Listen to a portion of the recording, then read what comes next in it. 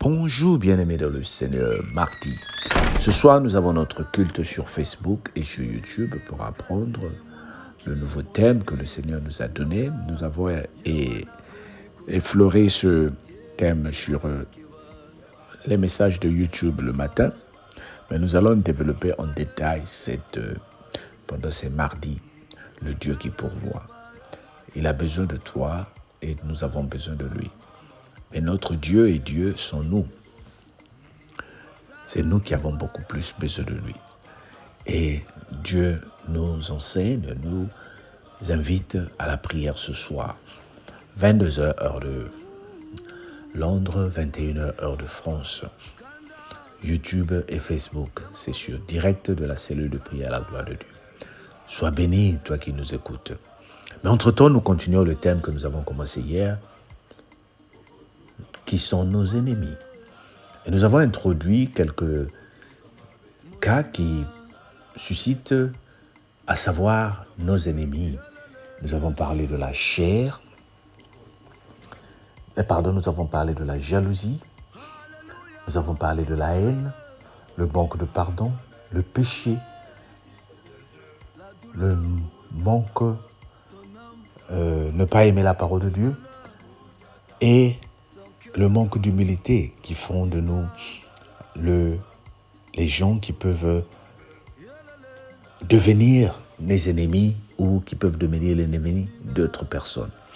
Et ce matin, j'aimerais te parler de la haine.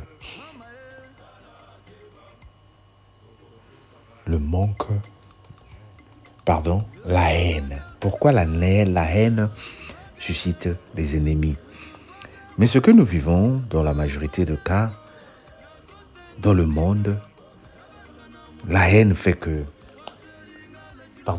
j'aimerais commencer avec la jalousie. Ce que nous vivons ce matin, j'aimerais commencer avec la jalousie, Ce que nous vivons qui fait que je devienne ton ennemi, ou qu'une personne devienne ton ennemi, la majorité du temps, c'est la jalousie. Vous allez voir deux frères, deux sœurs, les membres d'une même famille, même en couple, des gens devenir des ennemis à cause de la jalousie. Nous allons lire le psaume 13. Jusqu'à quand, Éternel, m'oublieras-tu sans cesse? Jusqu'à quand me cacheras-tu ta face? Jusqu'à quand aurai-je des soucis dans mon âme et chaque jour des chagrins dans mon cœur? Jusqu'à quand mon ennemi s'élèvera-t-il contre moi? Regarde, réponds-moi, Éternel, mon Dieu. Donne à mes yeux la clarté, afin que je ne m'endors pas du sommeil de la mort. Afin que mon ennemi ne dise pas, je l'ai vaincu, et que mes adversaires ne se réjouissent pas si je s'enchaîne. Moi, j'ai confiance en ta bonté. J'ai de l'allégresse dans le cœur à cause de ton salut. Je chante à l'Éternel, car il m'a fait du bien. David est en train de chanter et de parler ici. Il dit, jusqu'à quand m'oublieras-tu sans cesse? Jusqu'à quand me cacheras-tu ta face? J'utilise ce passage de David pour voir comment David se retrouve ici en face des ennemis. Et quels sont les ennemis que David est en train de vivre ici? Le premier grand ennemi de David, c'était son propre fils. Son propre fils qui a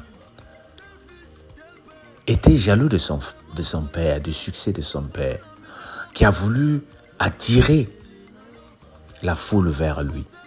Quand les gens partaient voir son père pour demander des conseils, Absalom s'est mis en route pour dire « Venez à moi, je vais vous rendre justice, n'allez pas vers mon père. » C'est lui maintenant qui décidait de ce que le peuple devait faire. Il était jaloux de son père. Déjà, il ne voulait pas pardonner son frère qui lui avait fait du mal. Ça pourrait rentrer dans le cadre du manque de pardon. Mais nous voyons beaucoup plus ici la jalousie. Vous savez, même dans un couple, Dieu peut faire qu'il élève ta femme, qu'elle devienne ministre. Mais si l'homme n'est pas humble, il peut commencer à jalouser sa femme. Je connais un oncle à l'époque, dont sa femme était universitaire, et chaque fois sa femme parlait de ses études. Mon oncle avait décidé d'aller faire. Lui n'a jamais été à l'école. Il a décidé d'aller à l'école pour faire le CP parce qu'il voulait rattraper sa femme. Mais après, il s'est rendu compte que ça devait être trop pour lui. Nous connaissons des gens, parce que tu as reçu une grâce, le Seigneur t'a béni et que les personnes aussi veulent être comme toi. Nous connaissons des gens parce que le Seigneur a ouvert certaines portes pour toi. Ils veulent être comme toi. Vous étiez 2 célibataires, vous étiez 2 personnes sans papier, vous vous soutenez, vous vous aimez beaucoup, mais le fait que l'autre a été béni avant, l'un a été béni avant l'autre, ça commence à créer la jalousie. Qui sont nos ennemis? La jalousie est notre ennemi numéro 1. La jalousie amène l'ennemi de l'église. La jalousie amène l'ennemi de la cellule. La jalousie amène l'ennemi dans la vie de tous les jours. Malheureusement, quand l'autre commence à susciter une jalousie envers toi comme Caïn, qui a tué Abel, il n'a pas dit Abel. Il a juste attrapé Abel par le dos pour le tuer. Lorsque les frères de Joseph en avaient marre de ses rêves, ils ne l'ont pas dit. Ils ont juste attendu l'occasion pour le mettre dans le trou et après le vendre. Il y a peut-être des gens qui sont en train de marcher avec toi, qui ont commencé à développer une certaine jalousie à cause de la grâce que le Seigneur t'a donnée. Ce n'est pas de ta faute si tu es béni. Ce n'est pas de ta faute si tu es marié. Ce n'est pas de ta faute si tu as des papiers. Ce n'est pas de ta faute si tu es en Europe. Ce n'est pas de ta faute si tu es à Brazzaville. Ce n'est pas de ta faute si tu es au village. Le Seigneur t'a béni avec le peu que tu as parce que tu as cherché le Seigneur. Certains d'entre nous, nous n'avons pas cherché, mais c'est la volonté du Seigneur. Il fait grâce à qui il veut. Mais la jalousie, elle est incontrôlable. Parfois, les gens, ce n'est pas parce qu'ils veulent être jaloux, mais c'est parce que ce sont des gens qui sont moins dans la vie de prière et ils ont ouvert la porte au diable pour les posséder, pour les manipuler. Et puisque la jalousie est un sentiment que nous ne pouvons pas contrôler, de même quand il se manifeste, les actes que les gens posent, parfois ce n'est pas plané. Au moment où tu es en train de parler, la jalousie montre dans sa tête. Pourquoi le poison est rentré dans l'église? Pourquoi le poison parmi les hommes de Dieu? Pourquoi les églises se divisent? Pourquoi les cellules se séparent? Pourquoi les familles se déchirent? Pourquoi les enfants d'un même père et d'une même mère s'entretuent? La jalousie. Mais j'aimerais te dire quelque chose, bien-aimé. Nous ne sommes pas pareils. La Bible dit, il fait grâce à qui il veut. Le Seigneur peut-être t'a donné plus que moi. Au contraire, je dois me réjouir de ce que tu as. Parce que à travers toi, je sais que mon frère, ma sœur, moi aussi je peux trouver à travers ce que tu m'as donné. Réjouis-toi de la cause de ton frère et ne sois pas son ennemi à cause de la grâce qu'il a. Parce qu'en le faisant et en voulant le faire, tu es en train de lutter contre le Seigneur, celui qui donne les jalousies, qui donne les bénédictions. Veux-tu lutter contre les bénédictions de l'Éternel ou veux-tu te joindre aux bénédictions de l'Éternel? Un adage commun qui dit, si vous ne pouvez pas les battre, rejoignez-les. Moi, c'est ce que j'ai compris et je veux que je te le conseille. Je te le conseille, bien-aimé. Si tu ne peux pas me battre, rejoins mon équipe. Si je ne peux pas te battre, laisse-moi rejoindre ton équipe, tant que l'équipe est bonne. Mais si je te combats, ça veut dire que j'aime ton équipe, n'est-ce pas? Si je te crée des problèmes ou je t'admire, c'est que j'aime quelque chose de bien pour toi. Donc tu ne peux pas être mauvais ou avoir quelque chose qui n'est pas bien et puis je vais te faire de la jalousie ou te combattre. La Bible, l'adage dit, on ne jette que des pierres sur l'arbre qui porte des fruits. Et toi qui es en train de vivre la jalousie, ne vois pas la personne qui te jalouse comme une mauvaise personne, mais vois plutôt l'esprit qui est dans la personne que nous devons briser. Père éternel, je brise tout esprit de jalousie qui est rentré dans la vie de mon frère. Je brise tout esprit de jalousie qui est rentré dans la vie de ma sœur. Seigneur, je ne sais pas qui à côté de moi est jaloux, qui à côté de moi est complexé.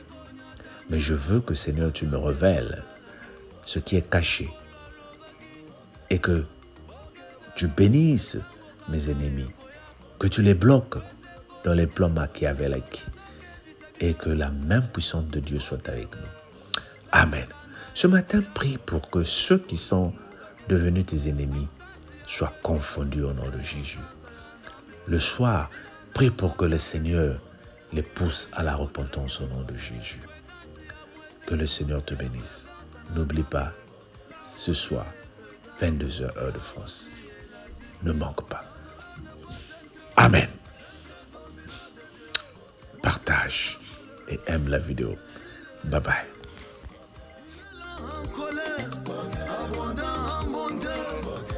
La bonté du cœur, le pardon auprès de lui. Tel fils, tel père, si tu es vraiment fan de Dieu, tout le monde a mis ça là, papa. Vous allez les nayo, qui n'a posé nayo. Pourquoi gana gana, mouto gana gana, à sa belle sa ganzambete, le banane.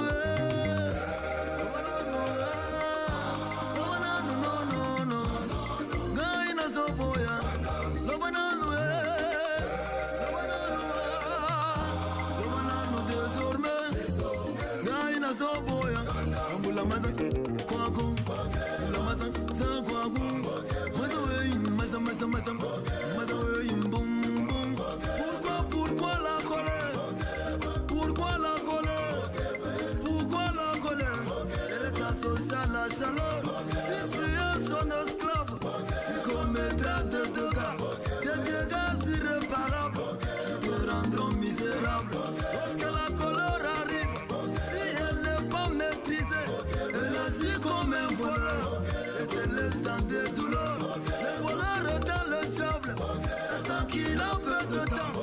Il veut gagner son temps lorsqu'il est sur le champ. Toujours pressé.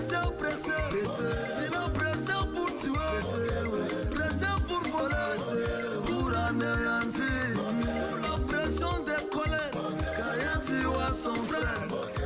La colère de l'homme n'accomplit pas la justice. Sous la pression des colères, Siméon et Lévi, ils ont tué, ils ont massacré. Bien qu'ils avaient raison, mais par manque de maîtrise, Jacob avait maudit, il avait condamné. Sous la pression des colères, Moïse a contesté, il a raté la chance d'accéder à Canaan. Sous la pression des colères, tu peux toucher ton père, tu peux frapper ta maman, tu seras condamné. Tu n'as rien forcé, nayo. Pourquoi gana gana, mouto gana gana, à sa belle sa